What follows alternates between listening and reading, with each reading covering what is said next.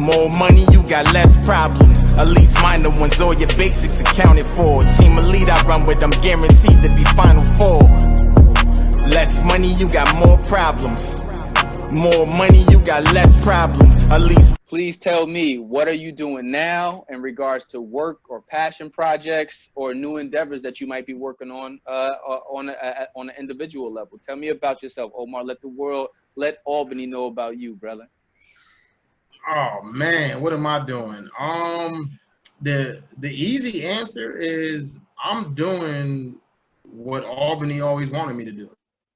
You know what I mean? That's the easiest way to put it. But in doing that, I do a little bit of everything, man. I do all the things that all of us talked about growing up, you know. So as far as like actual work, you know, by trade, I'm an accountant. Okay.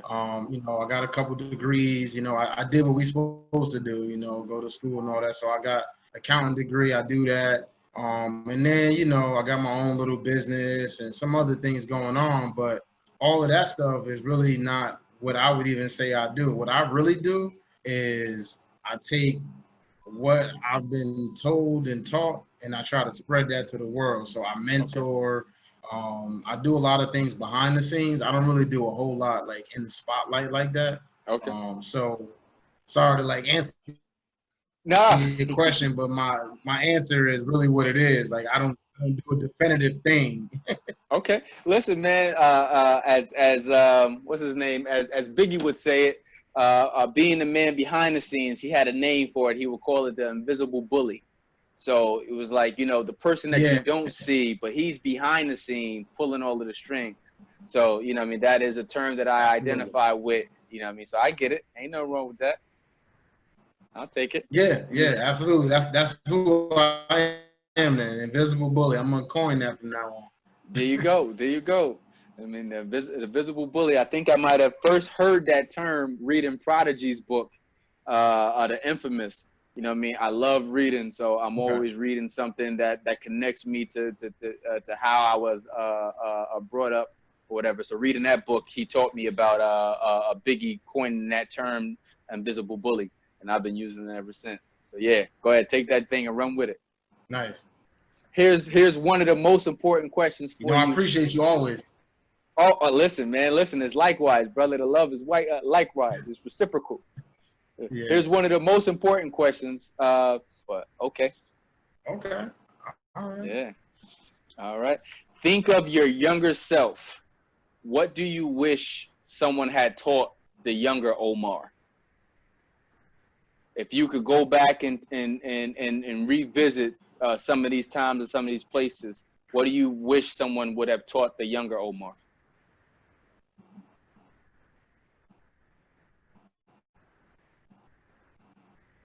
Got him thinking.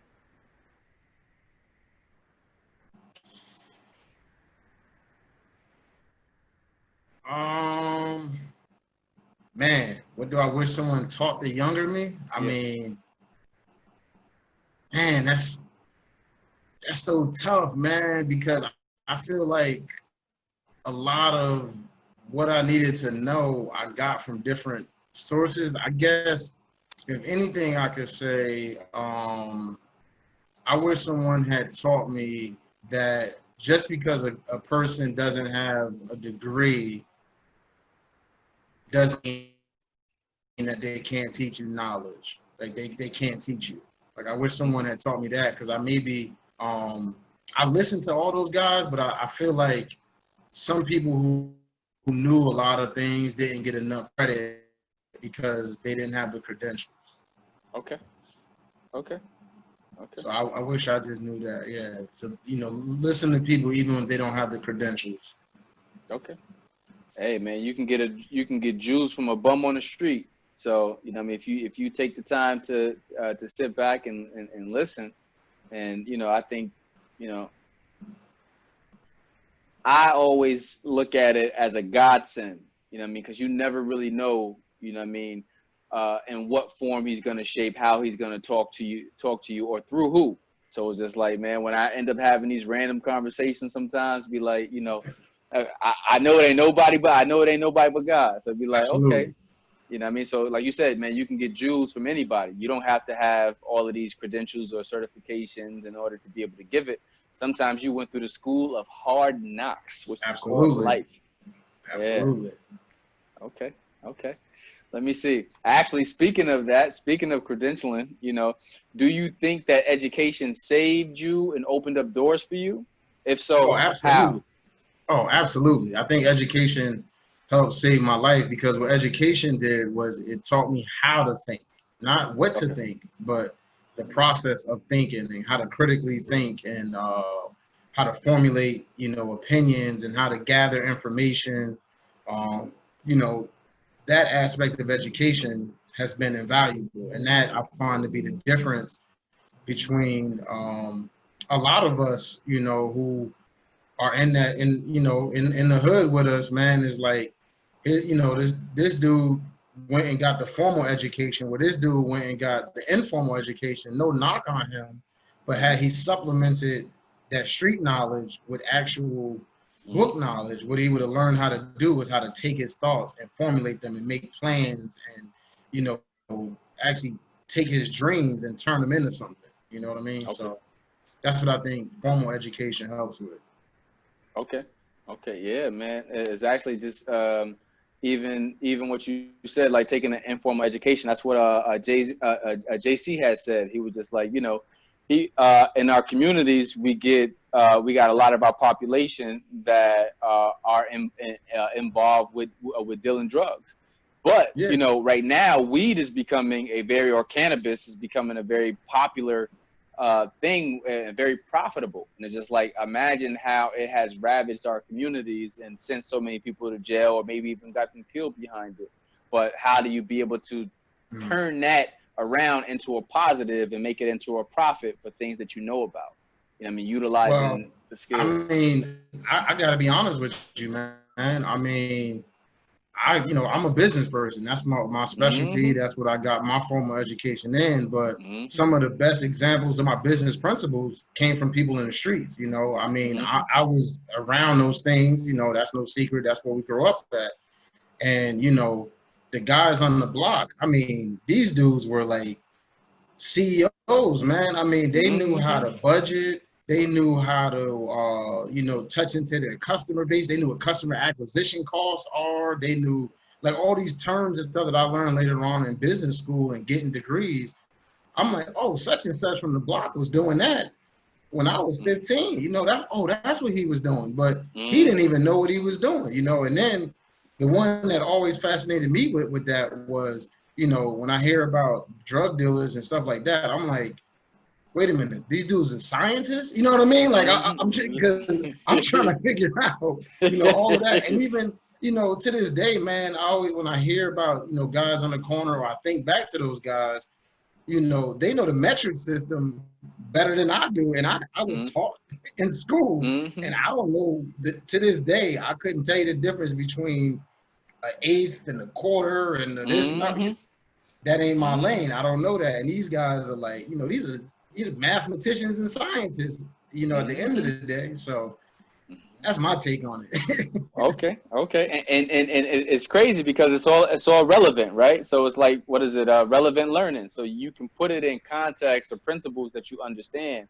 And like I said, they don't even know that this is what they're involved in. Imagine you take that same skill, that same work ethic, and apply it in a professional way, in a legal way. You know what I mean? It was like, you know what? I can outwork all of these individuals over here because one, I'm used to working off of a hunger base. You know what I mean? Or a fear base. Listen, you guys' experiences don't even compare to it. So it's just like, if someone can help me to take that experience or that knowledge that I have and channel it in a more productive way. Like you said, we have our own scientists. We have all of these individuals who are involved in these things, but being able to connect them in a positive way to not only profit from it, but to educate themselves. You're And a that's lot what smarter. I did, man. I stole their education. I'll be honest with you. I wanted, like everyone, right? Your first example is what you see around you, and these guys got all of the everything, right? They're the ones that look like they're economically doing well.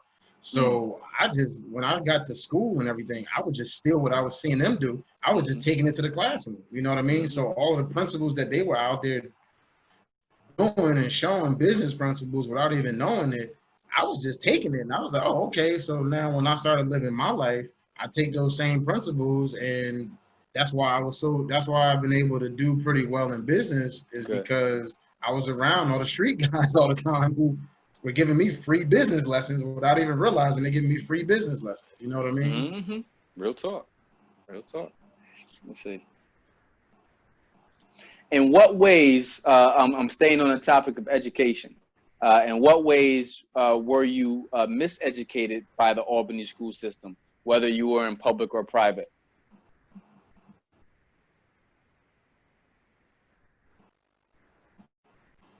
And if you need me to elaborate, I can elaborate on it.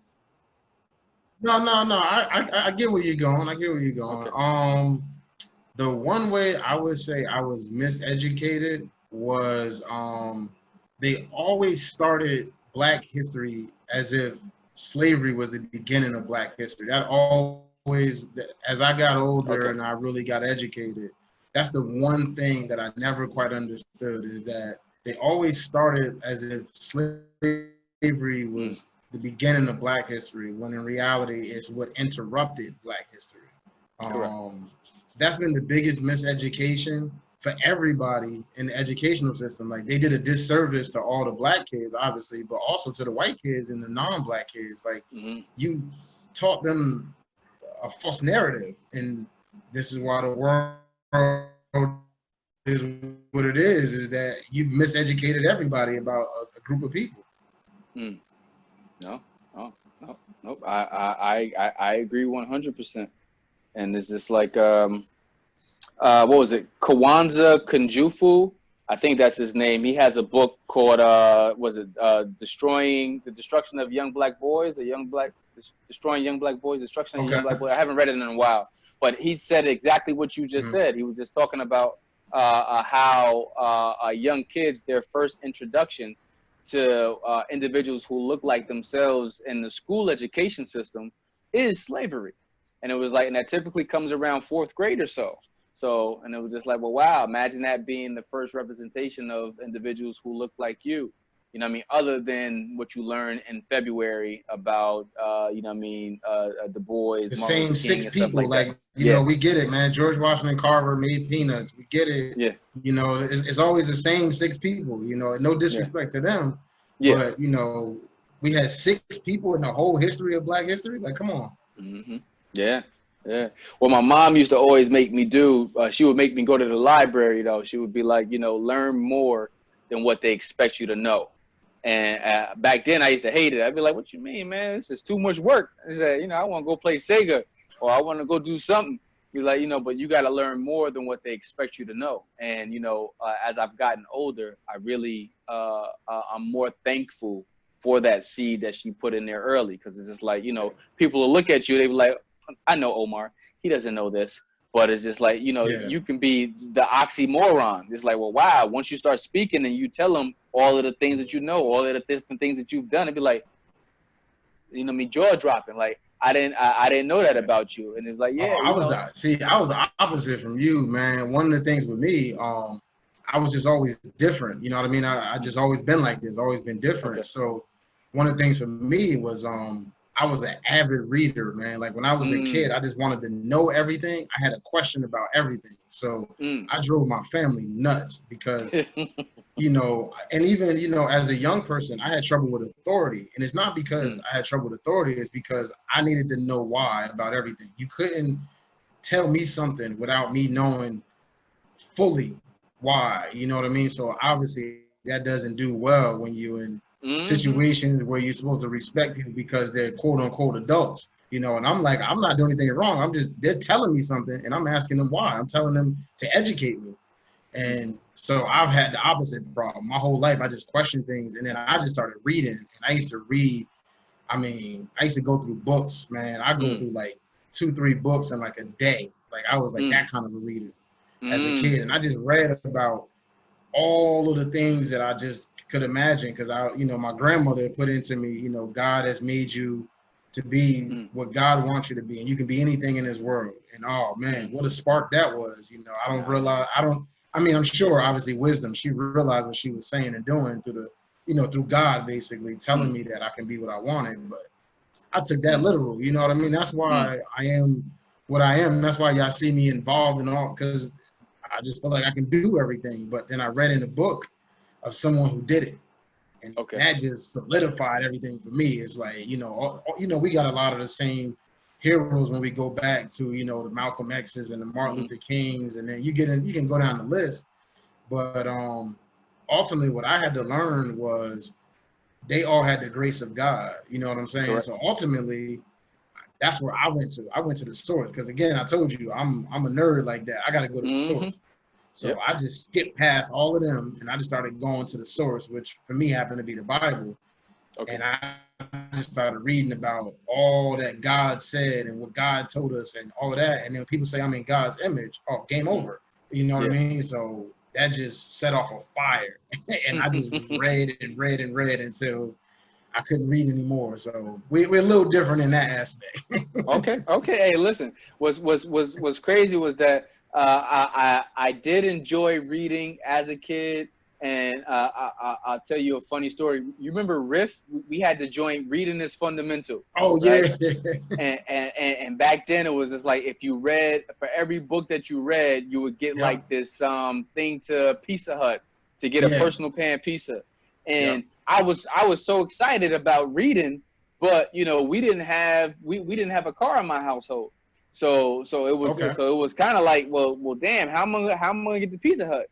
And after reading my first couple of books and getting my little Rift ticket and not being able to cash them in, you know what I mean, that was the discouraging part for me. So it was just like, well, ain't no sense of reading these Goosebump books, because I ain't gonna be able to go get my personal pan pizza.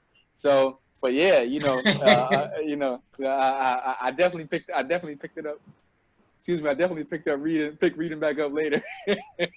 But here's the crazy thing is that I used to read biographies as a kid. So I think was the difference. Was I used to read about people. You know what I mean? Like I fell in love with people and images, and I got to realize now that I'm older, I just know their representation. Like you and I having this conversation, I'm always hesitant about being oversaturated, right? I had this talk with you candidly, right? It's like, got cold feet at the end. All right, people hear from me all the time, but it's what I represent, right? It's just like those books when I was a kid, what I was reading, when I'm reading about Malcolm X and I'm reading about Marcus Garvey and I'm reading about Dr. King and even some of the people you name, I'm really reading about what they represent. It's not them, it's not the person, it's what they represent.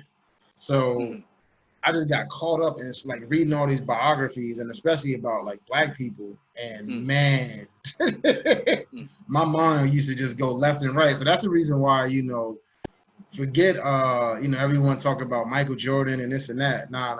I was going to be better than everybody because I read about all of those guys and I knew everything. So you couldn't tell me I wasn't going to be better. So that's the reason why I got good at basketball. I was just so interested, and I would take what I learned and try to apply it. And I would spend hours and hours and hours working on that because that's what I was interested in. When I got interested in Black history, I spent hours and hours learning about that. And I just kept going and going and going. Nice. You know what I'm saying? Nice. Yeah, man. I didn't. I definitely didn't know that about you. I'm giving up all my secrets, man. When this is over, you got to give me some protection, man. I need Secret Service or something. I'm giving listen. All the kids gonna be coming up to you like, Omar, teach me. And you know what I'm gonna do, right? I'm gonna do what a smart man does. I'm gonna give him your number and say, you know everything already. Let me see. Here's a question for you. Coming up in K through 12, what role did racism play, if any, for you? Wow. Coming up in school, man, racism proved to be stupid. Is the best way to put it. Coming from just the pure Because this is why, right? So I grew up in inner city Albany. K through 6, I went to Arbor Hill Elementary School, right? So that's Arbor Hill section. I lived in Dudley Heights projects at the time. Mm-hmm. So in the projects where I lived at, we had basically poor people, right? So one thing I learned at an early age is when you poor, your race don't matter nowhere, right? Because at Arbor Hill, I got Asian kids, I got white kids, I got black kids, and yeah, you know, we learning about all the things that we learning about in the world and we seeing and all that, right? And we're doing what we're taught as children, right? Is that the black people around us tell us white people are evil and this and that. And it was so funny to me because I'm like, but Mrs. Such and Such is my favorite teacher because, you know, all the teachers were white. So it was like, it was comical to me. It's like, so wait a minute, this racism exists still? Like, you know, you're reading about it in the books and you read about Black history and you read about the 60s and they turning water hoses and all that. And even for those, that 1 month that they taught it, it was just, you know, it's like they say, like, God has a good sense of humor.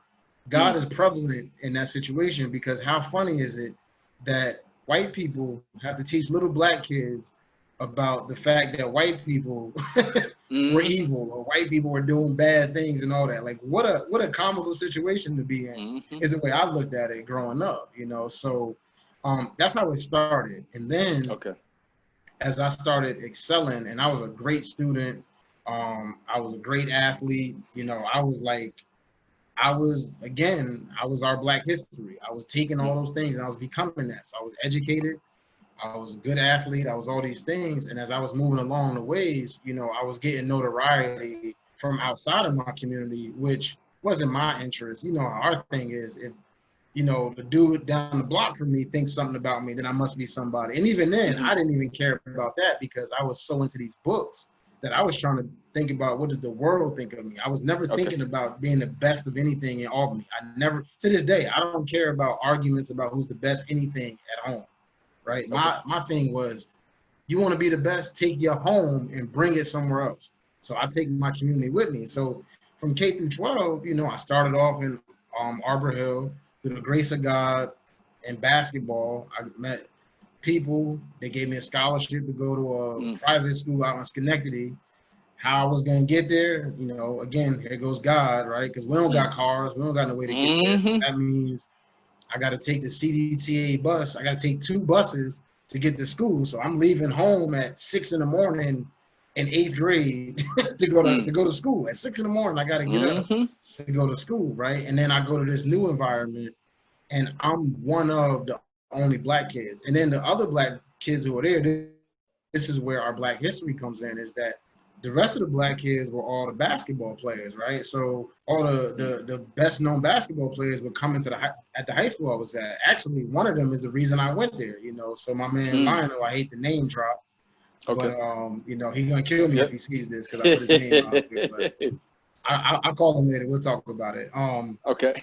But you know, he inspired me to go out there. Him and his dad made sure that I could go there, and they put me in touch with the right people. And next thing you know, I'm at this school. I get to school, and I'm literally the only Black kid in class. Like literally. Now I just went from a school where it's a majority of us to now I'm in this whole new environment.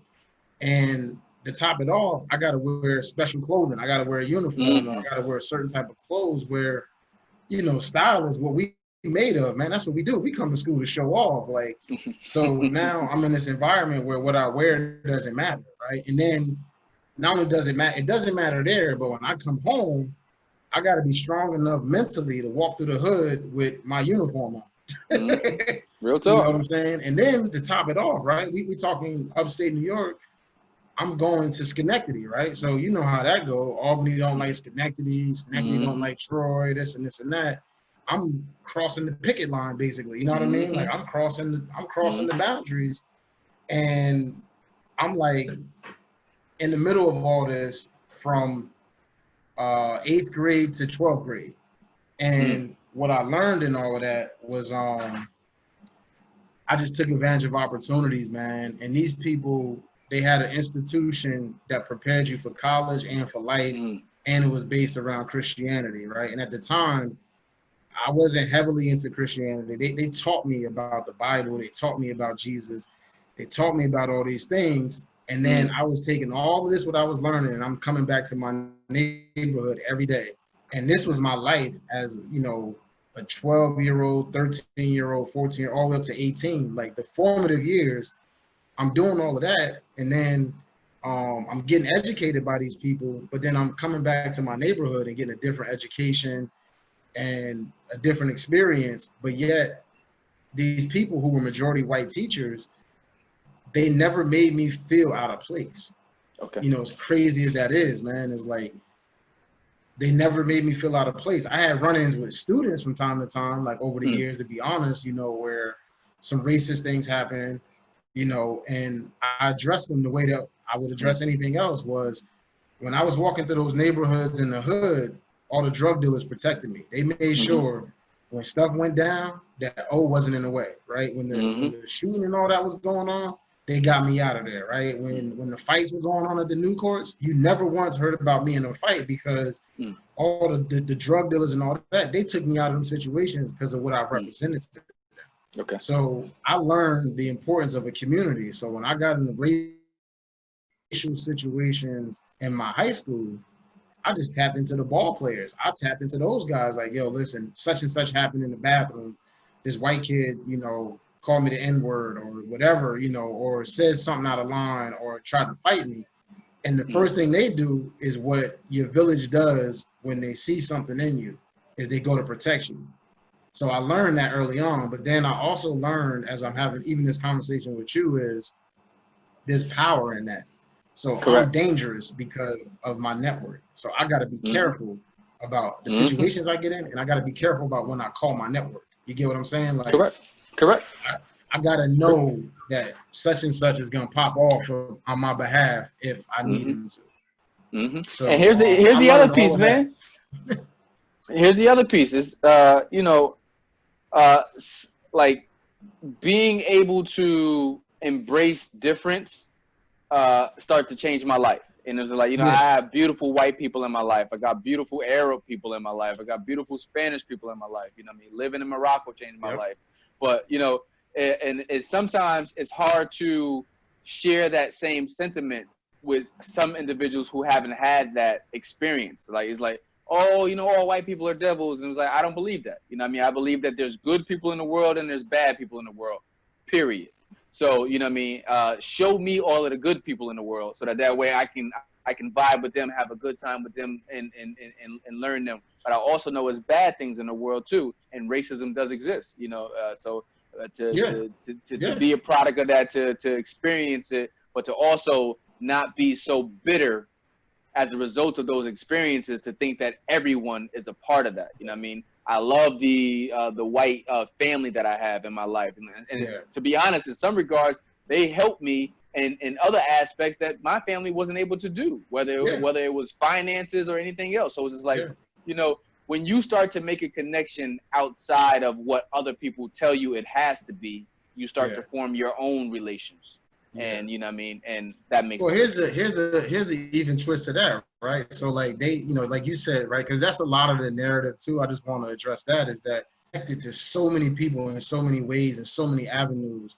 And it's like comical. Like even like I'm on Facebook, I get on there honestly, and I watch a lot. You know, a lot of what I do on there is inspirational stuff because I'm a representation. So although I love all the hood stuff and all that, and I love my people and I love even my white people, I love them and all that, right? I don't engage in negative anything, right? Because I'm a representative for so many more people than just those people on Facebook, right? I represent a dream, right? I represent the dream. I'm what y'all all said y'all wanted to dream about. I'm living that. I'm your living example of all this stuff that y'all been talking. Pick me apart. You know what I'm saying? Pick me apart. I'm from the hood. Y'all correct. You know, I went to Catholic school. Y'all correct. I have white friends. Y'all correct.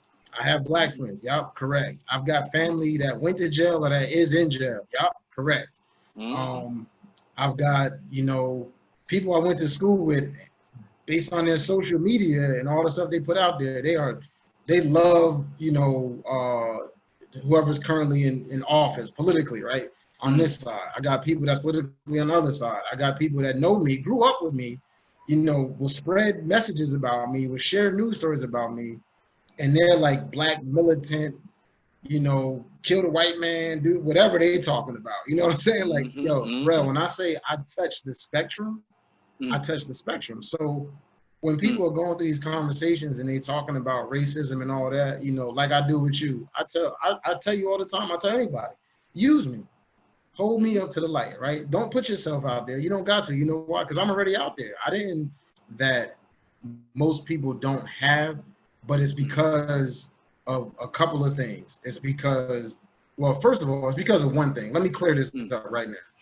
Everything that you think I am, everything that you think I have, everything that you think whatever about me is first through the grace of God. Let me just clear this up for whoever thinks whatever about me, right? Everything that's about me, man, is through the grace of God, right? And that's why when I speak, and even now, like I'm probably going off topic or whatever, it's because God directs me, right? So like I told you, I wanted to be raw with you, right? So God directs me. I need to clear that up, is that it's through the grace of God. But now through the grace of God, I'm connected to people who can effect change, right? So right now we're going through this racism thing. We're going through all this stuff in the country. I purposely stopped all my social media. Like I did it on purpose. I stopped because you know what happens? People look to me for conspiracy theories, like because they know I'm connected. And then the people who really love me, like who know me, they're always afraid for me. Like this is the reality of the world we live in, right? Is that I'm doing everything that we talk about, that we about to teach these kids. Get educated. Don't be afraid of where you come from. Your friends are your friends. Whoever stands with you is your friend. I don't care what they look like, whatever. Whoever stands with me, that's my man, that's my homegirl, that's my sister, that's my aunt, that's my mother. You stand with me, you with me, right? And don't be ashamed of that, right? I'm not ashamed of the people who are connected to me. But I also have requirements of the people that are connected to me, right? Is that if you're going to use me, if you're going to be connected to me, how we do it is whatever people think I represent, do what I've done. If you think that you want to do anything in this world, just do what I've done. Look at what I've done, right? Is that I've spent my time deliberately coming back to my neighborhood, giving back, right? I give back so much that people like you are worried about me. You get what I'm saying? You worry that I'm doing too much, right? You know what I'm saying? And other people are like that, but I'm doing it. This is what the kids want, man. Is the kids want to see who's about that real action. So we can talk tough, we can do all that, but can we strategize? Can we do this the right way? The big thing, if you want to know my message right now, register to vote. Register to vote. If they want to know what movement I'm in, register to vote. And then if you want to know, because everyone likes to know connections, right? Well, who you connected to and who are your friends and this and that. Okay, I'll give you a friend if you really want to know, right? And this is where people get all these, oh my goodness. All right, y'all want to know who my friend is? My friend is someone who's in charge of Rock the Vote. Misconception. Exactly where I'm going. So a lot of times it's kind of like, how do you build up that the knowledge or the confidence to go ahead and go vote? Like we just lost, John Lewis. So, and it's just like you think about his stance, you think about his presence, you think about what he's fought for, and for some reason, that doesn't resonate as much as it should because we got so much power in our ability to effectuate change. So I'm gonna answer this question pretty directly, right? So two things. So since you brought it up, right? You brought up John Lewis. That's the name you brought up, right? So what I want to say to whoever's listening, whoever you're in influence with or whatever, right, is that I'm the new John Lewis. Okay. You get what I'm saying? So you know what he said, right? You understand what he said. So you get into good trouble. Thank you. Thank you. The good trouble, right? So if you look now, you go back and you look at my life story and you look at this interview and you look at everything else, all I've really been saying to you, I've been good trouble since the day I was born. All I've been doing is I've been good trouble. I'm driving my family crazy with reading too much. I'm challenging all my teachers because I feel like they're not educating me the right way or enough, right? I'm arguing with basketball coaches because I think I know better because I spent every day last summer at the new course at 6 in the morning, practicing all the moves that, you know, Dean Smith was teaching. You get what I'm saying? Dean Smith was running basketball camps and teaching the greatest players in the world, right? With that, let's dissect this into like real actionable items that don't take much. So rock the vote. There's a link that you can send. There's a link. Matter of fact, my Facebook page. I put a link up to rock the vote, and there's a link, and what that link gives you, and this because I belong to Albany, but I belong to the world as well. I'm yours, Albany. Don't worry about it. I'm yours, but I'm bigger than that too. Sometimes I gotta represent for all of us. So on my page, there's a link, and that link is rock the vote for every state. It gives you information about how to register in your state, how to vote. Okay. So what people gotta do is they have to do the work, right? So that's your answer. Is one is do the work, which the work is register to vote is the first thing you gotta do. As part of registering to vote, you have to get educated on who's running for office and who's existing in your office locally, right? Because what we do is we get caught up in the president, right? Just like me, you know, I'm a representative, bro. That's all I am. I represent something, right?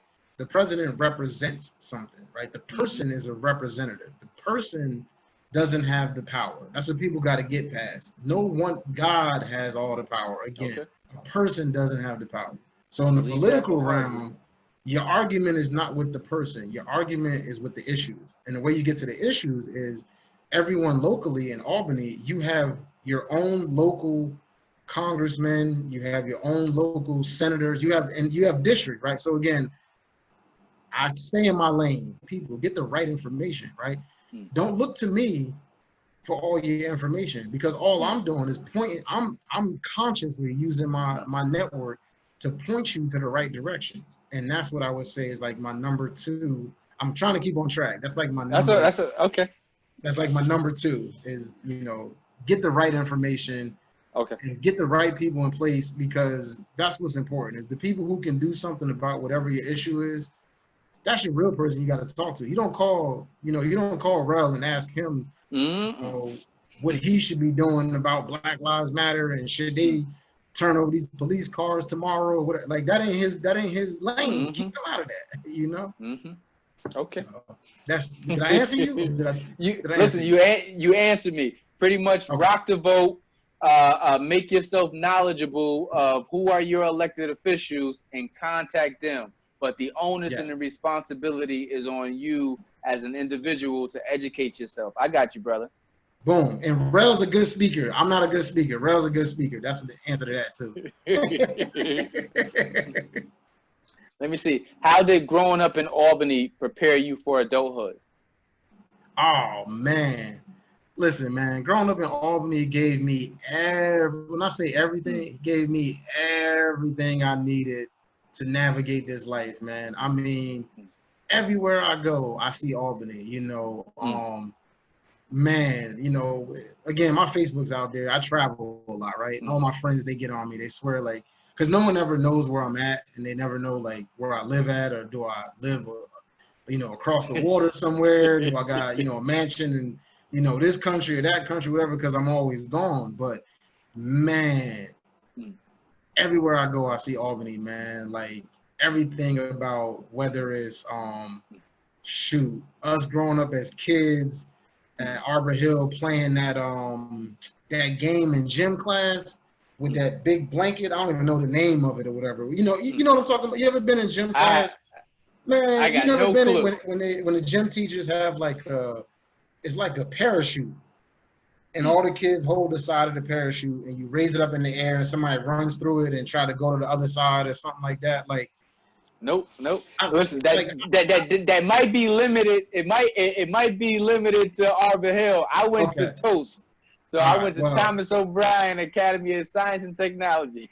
So there you go. Tell whoever is the elected official in charge of schools, they got to unify all the schools to make sure the kids all doing the same stuff. So we ain't got to go back and forth about this, you know what I mean? But you know, I see Albany, man, when I go to other countries, you know, I know you've been to Africa. I just went to Africa, you know, not too long ago. I went to Ghana, Nice. went to the Cape Coast Nice. slave castles. I saw where our ancestors were in chains, right? So full circle, you know, I Yeah. literally read it in the book, and then I went and lived it, right? So all the kids now, they know somebody who was there. You know, I was in Ghana, you know, and I went to the Cape Coast slave castle, and I saw where my ancestors were held in chains and taken away on boats for the last time, and I felt that, right? But what I felt though was I saw them kids playing around by the water and stuff, and they was doing stuff that we used to do as kids in Albany, man. Like, you know, playing tag. You know, they were making up games. You know, you and I lived on Clinton Avenue. Yo, these kids, you know, we had a little makeshift basketball hoop on Clinton Avenue. These kids had a makeshift soccer net. They would, you know, so I just see wherever I go, man. I'm in Cuba, and I got an extended family there, man. I gather all them together, and I'm always focused on the kids, man. And the kids there, like, they're fascinated because, you know, I came there and they can say they got somebody they know from, you know, America that was there or whatever. Well, I remember the Arbor Hill Community Center. I don't know if you remember when Mike Tyson used to come back. And Mike Tyson used to come and give away the Jordans and do all that stuff he used to do and stuff like that, you know. So Albany goes off. Like, these people think I'm, you know, Mike Tyson to them or whatever. Like, you know, I see, yo, man, everywhere I go, man, it's like Albany's everywhere. And I see some of these neighborhoods where it's like, you know, people living on top of each other and you know, they really struggling. You know, only one person in the house is working. There's like 6 or 7 people there. Yo, that's my house, man. You know what I mean? Like, I'm one of 7. We grew up in everywhere, like I said, you know, one single parent. You know, we didn't have lights some summers. You know, I've been in countries where I'm laying down on the floor, where I'm in someone's whole apartment, whole house is the size of like your bathroom probably. You get what I'm saying? And I'm laying on the floor, you know what I mean? So that's Albany, man. That's all that stuff I'm prepared for. So when I go there, I'm not judging people. That's the biggest thing Albany taught me. Like, I don't judge anybody because I experienced it all, man. Like, I've seen it all in Albany, you know, and everywhere I still see it. Like, to this day, everything is Albany. So real talk. I mean, I actually, I didn't expect that answer, but I love the correlation you just made. It's like every place that you go, you see a little bit of Albany, and it really just tells you how Albany imprinted on you. You know what I mean? And it's just like, you know, I feel the same way. It's just like, listen, especially back then, Albany, it was just like, yo, listen, I couldn't wait to come home to go to the new courts. I couldn't wait to Clinton Avenue. Listen, I woke up every day, no lie, maybe around like 6:30 in the morning. And my friends' parents used to have to come to the door to tell me their kids were asleep because they knew if the kids came out, I mean, my boy Raheem and Jimmy and them who lived up the street, right? I would always go knock on their door. And if I got them to the door, I was convincing them to come outside. Yo, we going in the backyard. We about to build this fort. You know what I mean? I already scoped out this person, put out this furniture. Let's go grab this furniture. We're going to put that in the fort. You know what I mean? So, you know what I mean? You take those experiences, those joys, those beauties, and where you go, you carry them with you. Yeah, you know, and the one that you just made me think of a memory, man, is so like I said, I lived all over Albany. I used to live on Broad Street downtown, right?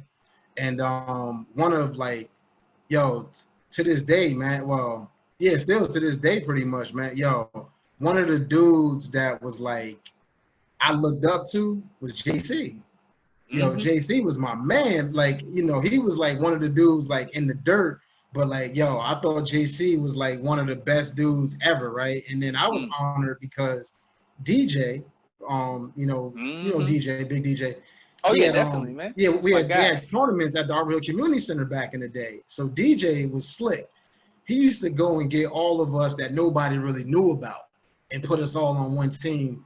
And, you know, get like what we would call like the people that everybody didn't really know that could ball like that, but he knew we could ball. And he put me on the team with JC. Oh man, you'd have thought he put me on the team with Michael Jordan, man. Like, yo, for real. Like, that's how I to this day, man, I feel like that about JC is like, yo, that dude, you couldn't tell me nothing about him, man. You couldn't that was, you know, so, you know, just to lend some credibility to whatever his story has been, you know what I mean? Yeah. And the connections, like I started off with, was I'm one person away from whoever these kids are, man. And then, Correct. like I explained to you, I'm one person away from the top. You get what I'm Mm. saying? So it's networking. But that's Albany though, man. That's what we do good. You know, I had, you know, a situation personally. Mm. I was in a crisis not too long ago, right? I was in a bad spot, man. And you know, I did the only thing I could do, and what a child is probably doing, right, is what we learned in Albany, right? Is that when something's going on, yo, make some noise, man. Say something. You know what I mean? Yeah. So I said something in the only way that I could at the time. I just physically couldn't. And I didn't reply to everybody, but I saw certain people, Yeah. and it just triggered things that, yo, that's, you know, when I was growing up, that person was there for me. You know, Yeah. when I was, you know, trying to make my way through life, oh snap, that person did X, Y, and Z for me. You know what I mean? So one of the people that hit me on Facebook, and I haven't hit him, you know, on his phone yet, was JC. JC hit Okay. me on Facebook, and Okay. it wasn't it wasn't a superficial thing. You get what I'm saying? It was Yeah. like, for whatever it's worth, that connection that he had to me, his first thought was, when he saw what was going on with me, was to make sure I was good. He didn't Correct. laugh at me. Yep. He didn't make fun of me. They didn't, you know, say I'm out of my mind. He didn't ridicule me. You know what I'm saying? His first instinct was to literally to check in the only way he knew how to get to me, because that's the way that I try to reach out. And he Nice. met me where I was at. So I know this is like a metaphor for Yep. everything that I'm saying, is that's Albany, man. Is that Yeah. we grew up in an era where when we needed something, people protected us, man. Like, we were kids because people protected us. We didn't always make the right choices. And when we didn't, someone corrected us. But the community always looked out for us, man. I don't know, you know, I don't know what's going on now. I'm not saying they're not, but that's the biggest one. And then they taught us how to look out for each other. And that's what we do now, you know? Yeah. It's crazy because, like, just think about it. So you look at two names you just dropped in there, and actually I'm gonna go to all three. I'm gonna say, you know, I'm gonna throw Lionel back out there. I'm gonna throw JC out there, and I'm gonna throw a DJ out there. And it's just like, you know, there's pillars in our community. There's people who are, you know, what I mean, intertwined behind the scenes. And it was like, you know, when you build those authentic, as you mentioned earlier, you know, those authentic relationships, you know, those are the ones that matter. And it was just like, you know what I mean? So it's beautiful, you know what I mean, for you to grow up on one part, or have your experience, for me to grow up on one part and have my experience, but we still got similar people, similar places, you know what I mean? And it was just like, you know, it tells you the value of all of these individuals. It tells you the value of a community, what the benefits of when you have a community. It was like, you know, because everything isn't going to be perfect, but, you know what I mean, you have to have different people to go ahead and go to and plug into and know how to get what you need in order to be able to grow. So angry, I start praying. You know, I go for a run. You know, if someone catches me, you know, I may call a friend and listen to them, or we may talk some junk or whatever. Like, I just try to find different ways, but then I do all of that, and then I go get quiet. Okay. And I process. And then I make decisions after that. If that makes sense. That makes perfect sense. It makes perfect sense to me. Yeah.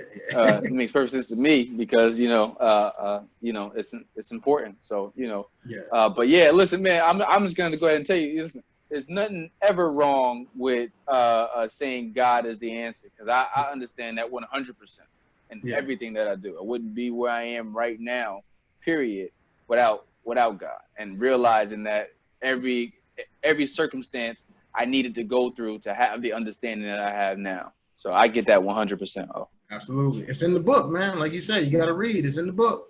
Yeah, man. Tell me this. What about your life's path are you most proud of? Man, what am I most proud of? Honestly, I'm proud of what you're proud of, man. Like, that's how I live my life, man. The people connected to me, I'm proud of whatever makes them happy. You know what I mean? Okay. The fact that people look at me as a role model, or some type of inspiration or some type of example of being a product of my environment. That's, hey, you know, God gets the glory, man. You know what I mean? Like, I really have no self-interest. You know, I mean, I know that sounds crazy to people, but, and even, you know, they may see me do things and all that. That's only because I've been given the task a long time ago is to be inspiration. So when you see me posting, I'm on vacations or I'm traveling here and this and that, all I'm doing is opening the world up to all the young people that I've talked to. When I talk to them, I want them to see, like, no, this is true. Like, I'm living it. I ain't telling you something that's not possible. When I told you you can do anything, I meant it. You can do anything. So that's what I'm Lead them by example. Lead them by example. Lead them by example. Yeah. Yeah, man. Yeah. How has traveling impacted or shifted your values? Oh man. You just mentioned traveling, so I figured I'll go ahead and throw that one in. Perfect. Look at you, man. You got this lined up, or something's going on here. Something going on. Travel, man. How has it impacted my life? Wow. Travel has made some of the things I heard about tangible. Like, it's real. Like, you know what I mean? So, like, it's one thing to hear about a place. It's another thing to go there and be there, right? Definitely. It's one thing. Like I said, my greatest thing was I went to Africa this year, you know, and then not only did I go to Africa, you know, I had no plans. You know, I went, I'm not name dropping nobody, but, you know, a special person, you know, in my life, we went and, oh man, you know, another person who is, you know, just like, you know, the Bruce Lee saying, man, be like water. You know what I mean? We were like water. So we got there and I was just moved to do certain things. And it didn't even make sense to the person I was with, probably. You know, it's like, yo, we got to go here. Oh, we got to go to the slave castles, right? And then look how God works, is that I got there and I told a friend of mine who I had met through work. I met a guy in a job that I had who was from Africa, but from a whole different country. And we happened to hit each other up. And I just happened to, you know, check in with your network. Randomly, just a quick, you know, check in, you know, what's going on? Nothing, what's going on with you? Oh man, I'm going to Ghana. You going to Ghana? Yo, I'm from Benin. You from Benin? Where's that at? I don't know where that's at. Oh, that's 6 hours away. I'm going to be there around the same time. I'm going to drive to come and see you. Wow. So this is a guy I met just in the world. He's from this place, and I got a tour. That, you know, they rolled out the red carpet for me. You know what I mean? They, you know, they made sure it happened. So travel does that. And then, you know, for me, I got a whole side of my family that I never met. They from Cuba. In Cuba, yeah, I remember seeing that story. Yo, 30-something years old, man. First time ever meeting them, you know, and that was just something I always wanted to do. And travel allows that, you know, so it connects, man. It makes some of these things real. And one of the misconceptions about travel, man, everyone thinks travel is so expensive. Travel's not expensive. You know, what travel is just like all this stuff that we're talking about is just being strategic. You know what I mean? It's just rather than, you know, because it's a sacrifice. Instead of buying this, I save the money to do this, right? So it's, you know, there's business terms for this kind of stuff. It's the economic cost of things, right? Is that if I give up this, it's going to cost me this. And that's a advanced financial principle for anybody who's looking for some tidbits, right? But it's what are you willing to give up, you know? And that's all, you know, that's all travel is, man. But it changes your life, man. Changes your life, brother. Point blank, period. Changes your life. Yeah, I mean, changes your life. Just like what it say. What did my sweater say? Books saved my life. Traveling to change your life. Oh, wait a minute. I was strategic today too. Hold on, man. I got a message. If you can see me, can you see that? Guns down, life up. All right, let's go. Okay. Now I'm gonna put a preference out there right now. This is how I work. Is that I was traveling. I was in New Orleans for Essence Fest some years ago. They had some booths. The shirt jumped out to me. Picked it up like 5 or 6 years ago. Never wore it. Found out I was doing this interview with you. Boom. Got a message. There you go. You want to send a message? Send a message that way. There you go. There you go. Listen, I'm all for it. It was like anything that I put on, is like I got a closet full of nothing but shirts that got messages and hidden messages in it, and I'm wearing all of this throughout all of these interviews. Absolutely. So, yeah. Let me see. What opportunities do you have because you went to college? Oh, Oh man. The honestly, network. okay. I have a network. That's one of the biggest. Man, I made friends. I mean, you've done this. I made friends from across the globe, man. Everyone knows me from Albany, at least. With the stories and stuff I do there and basketball and all that. But man, I got to college and I met people from other countries and other places. And again, that little kid in me jumped out. I read about these places in books, man. And you live in the Bahamas? Wait, time out. Like all the time? Like all the time you live in the Bahamas? So I made those connections and I got a chance to go visit the Bahamas because I got friends there. You know what I mean? Sports for me, I got into basketball circles where, you know how that go. Everyone, because especially with our kids, man, we teach them about all these athletes all the time, right? So that's why I avoid trying to use those athletes' names because it's not the athlete, it's what they represent. You get what I'm saying? Right. So yes, I've met all of your top athletes, right? And I played against those guys, whether in elite basketball camps in high school, whether in college or whatever, and I purposely avoid all conversations about basketball and who was better and who was best and all this and that, right? I purposely avoid those conversations because one of my guys in my basketball circle, what he said to me was, those who know. Correct. You get what I'm saying? Those who know, they know. So again, sports, man, just connected me to like so many things and places and everything else, man. So man, I think I got off topic on you. Like, so the original question was pretty much, how has going to college changed your life? Yeah. And Connection. you said the network, the connections. Network. I get it 100%, man. Yeah. It's like, yo, you got friends in places everywhere now. And it's just like, yo, every time I go somewhere, it's like, we can go out walking in my community here. Maybe about 2 weeks ago, we were sitting there walking. Every morning we go out and go walking with the kids. And I had on a Johnson C. Smith t-shirt. And the lady was like, oh my gosh, you went to Johnson C. Smith? I went to Johnson C. Smith's class and such and such and such and such. And I was like, yeah, so that network is everything. You know what I mean? That network is everything. DJ was just down in Charlotte and he calls me as soon as he's riding past Johnson C. Smith. He's just like, yo, every time I see Johnson C. Smith, I just light up and I think about you. And so what I mean, the network and the way that it also connects other people who didn't go to it because you went to it.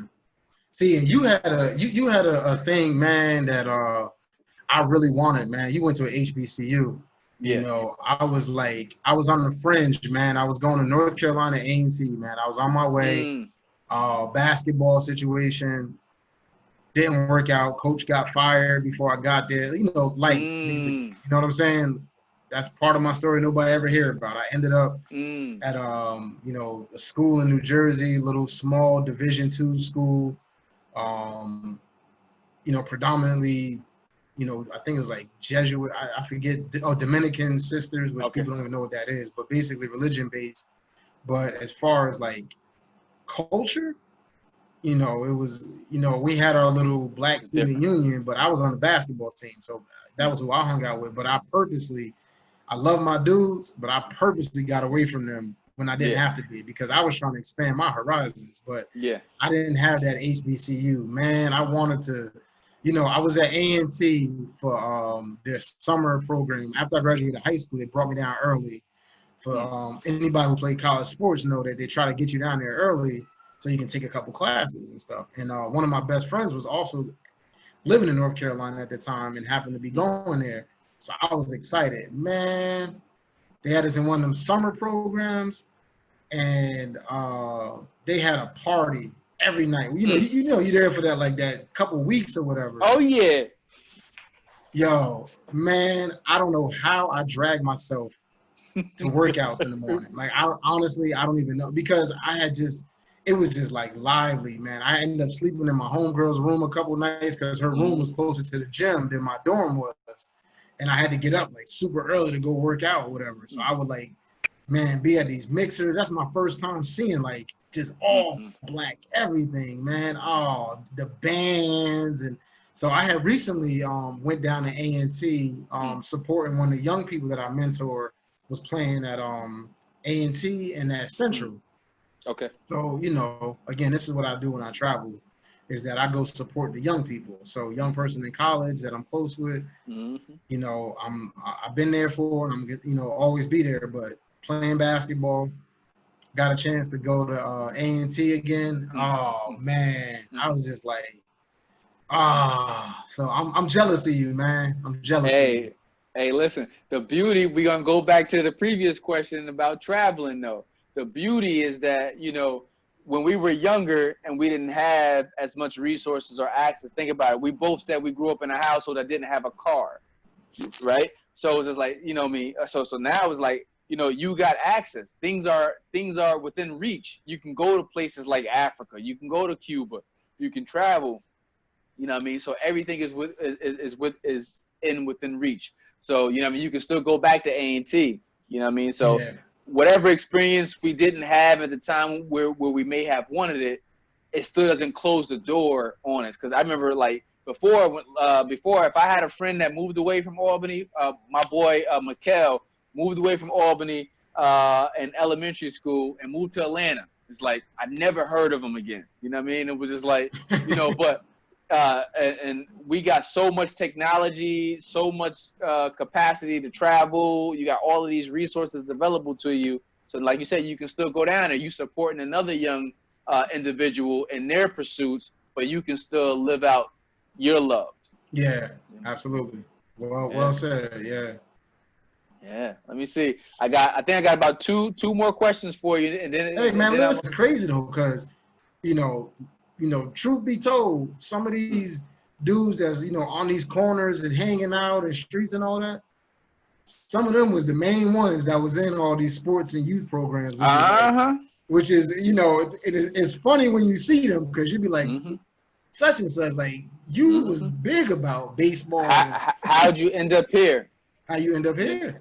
Yeah. You know, but that's I mean, that's the thing. Sometimes, I'm not even gonna say sometimes. 9 times out of 10, it isn't something that it isn't a path that most people see themselves embarking on. It ends up happening, and then a circumstance happens that leads me to another circumstance. And before you know it, like I got a young man right now, and he's going through situations, and I'm telling him, I was like, yo, before you know it, it's just like, sometimes you think you're only doing it for a weekend or for a week or whatever. You're going to bypass it. But it was like, mistakes happen very, very fast. So it's just like, and before you know it, you know, you could be thinking that I was just going to be a temporary marker on this block. And next thing you know, I'm there a lot longer than what I intended on being there in the first place. So, you know what I mean? Don't but think that you're. The crazy part about all of that, though, to me, the part that and again, I'm not, you know, again, I don't speak out of turn. Like, I don't know what I don't know. But the one thing that I see, like in Albany at least, is like, all these guys grew up in all these programs and stuff, though. You know what I mean? So for the city not to have them is like crazy. It's like weird. I'm gonna call it what it is. Like, correct. It's not weird to y'all that the city doesn't have all the programs that you grew up involved in? And then, okay, the fact that it's weird, but then again, back to my original thing. Correct. Who's voting? You know what I mean? Are y'all voting? And I can tell you, you know, so I did a little bit of background, and I can tell you in the 2017 election, they said 15% of people voted in Albany at least for the mayoral race. Now, again, that's just something I read. You can fact check, but there was a very low number of people that voted, and I'm like, if y'all trying to get these programs and do all these things that we had as kids, why are y'all like, it's their heart's in the right place, but this is why you got to vote, and this is why you got to learn the process, because I've been in tune a little bit, and I've been, shout out to everybody that's a grassroots person, but why are y'all spending your own money to do what you elected officials are supposed to do? Like, that doesn't make sense to me. Why are you out there spending all your money? And I get what your answer is, well, you got to do something. Well, here's your chance to really do something. Like, there's money out there. You don't got to ever use your own money when you're dealing with government. You know what I'm saying? That the whole point is the government has the money. Sometimes, I'll say I'm on the opposite side with that one, because, and the reason why is because a lot of people rely on this thought that you got to wait for government to give you something, right? And to be honest, a lot of times when you receive things from other people, it comes with strings attached. So, you know what I mean? So I ran my mentoring program up there for 9 years. For a good amount of time, it was just like, I wanted to keep control over the programs that we were doing and how we were doing it, because I felt like we were really effectuating change this way. But sometimes when you start taking funds from different people, they expect you to do certain things. So when you're investing... Perfect. But that's where you got to rock the vote, though. That's where you got to rock the vote, right? So now what you do is, right, all the people, this is where you... So not to say that I'm the mastermind, but okay, I'm going to speak, right? So this is where, now, if you want some ideas, here you go. Here's some ideas for you, is that instead of letting that be the narrative, change the narrative, right? So now what you do is you go, you organize, you get all your people registered to vote, right? So even if they don't care about you, they care about your vote. So now you organize, whoever you find your leaders or whatever your topics are, whatever you want to get done, where you would normally go collect money from all your friends. Here's the big money, right? Is that now you get someone who's the good speaker to go to the right person and say, look, if you want all of these votes, this is what you got to do in order to get all these votes, right? And you go directly to the people that can make change, and you say, look, unless we can feel like you can guarantee you're going to get our agenda met, you don't get our vote. And that doesn't mean you don't vote, right? You still register to vote, because now they understand either I'm voting for you or I'm voting for someone who's going to do what I need them to do.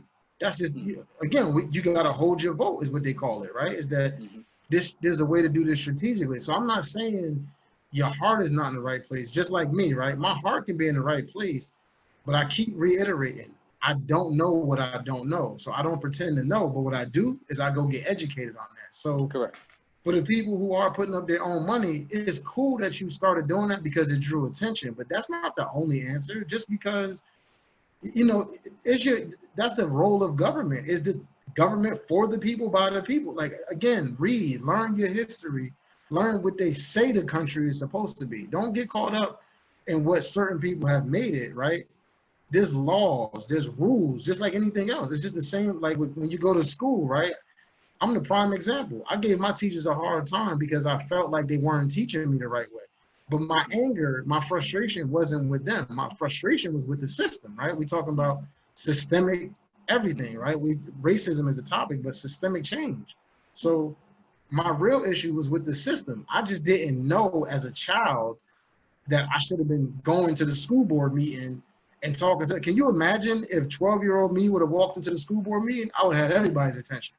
You get what I'm saying? If I'd have walked in there with an agenda and telling them what I wanted and everything else, even if they didn't listen to me, the shock value would have been something, right? So the same concept is that to all my people that's, from us, doing what we do the best way we know how, I'm telling you there's a better way. I'm not asking you, I'm not trying to give you no false whatever.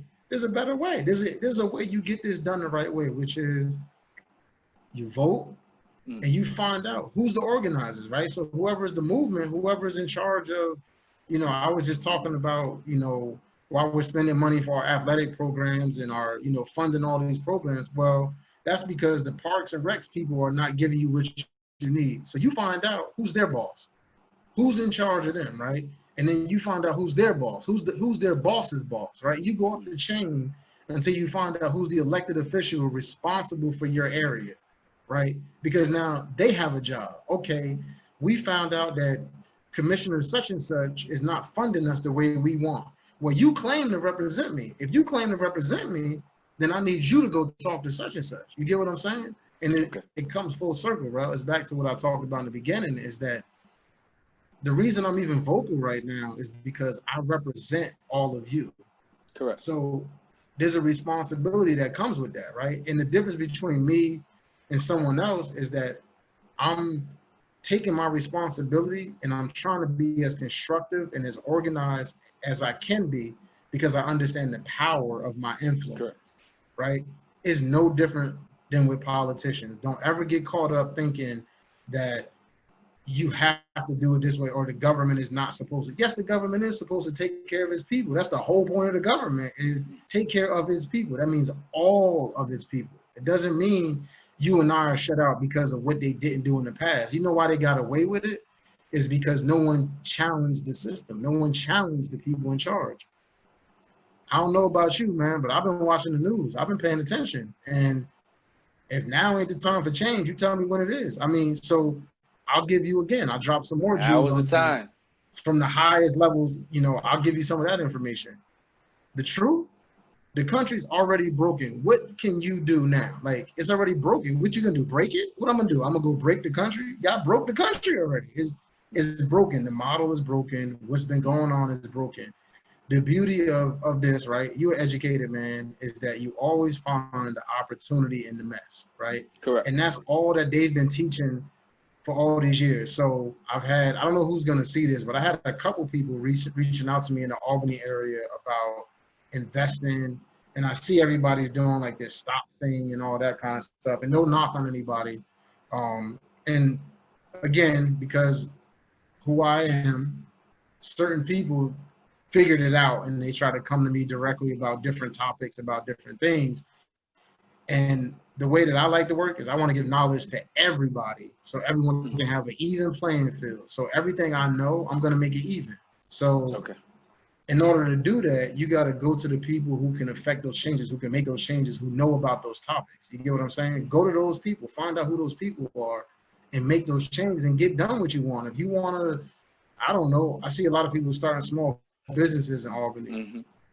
All right, yes, go to the small business office, but now if you don't like what they're doing there, you don't go and quit, you don't walk away. What you do is you go find out who's in charge of them. Like, why are they doing this? How are they not giving me what I need? Find out who's their boss, and then go and find out who's their boss and go down the line, you know? So I guess one of the like controversial things that's been going on lately has been, I've been seeing in the news at least, is like white people calling the police on black people just for like existing or doing whatever. I'm saying flip the script. Now you go call your congressman every time something ain't right in your neighborhood. Call your congressman. You know what I mean? Call the people that can make changes. And now you become that person, but you do it in the right way. You don't do it maliciously. You don't do it to try to hold somebody down. You do it to get them off your neck. Look, I'm trying to build my little business. You know, all I want is my little piece of my little corner, so that, you know, I don't got to live the way I've been living. And so my brother don't got to sell drugs and do all these things. You know what? In order for him to do what he's really good at, I just need y'all to get out his way. And this is how you get out of his way, is that you go do this. So don't ever feel like because they haven't been listening that they're not going to listen. It's just now is different, man. Like, if you pay attention to what's happening in this country right now, like, it's different. And this is why my only message is rock the vote, man. Like, register to vote, find out about your elected officials, man. Do that, and, you know, I'll be happy. I'm good, you know, because when y'all good, I'm good.